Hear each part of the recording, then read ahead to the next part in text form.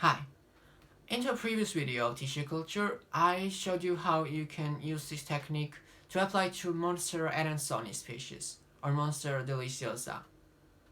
And in today's video, I want to talk about general techniques and the tricks which will enable you to create an environment which will allow you to succeed in your tissue culture journey.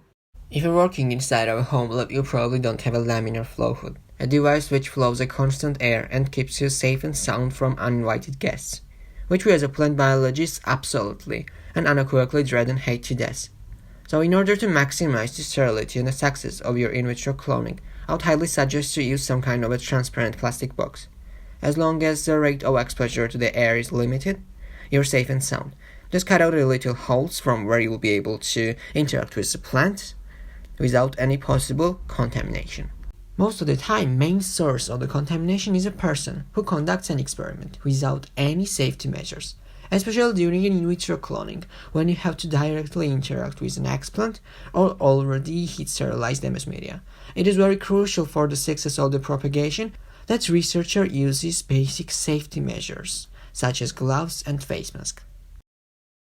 In order to further limit the risk of contamination, you should use perishables for only one time out of the box, or you can sterilize them with a high pressure cooker, or you can use isopropyl alcohol, ethyl alcohol, or a bleach for sterilization. If you want to be even more sure that bacterial contamination won't fail you, you can use ppm, a plant preservative mixture. So it is a chemical that prevents microbial growth inside of a media and preserves the explant.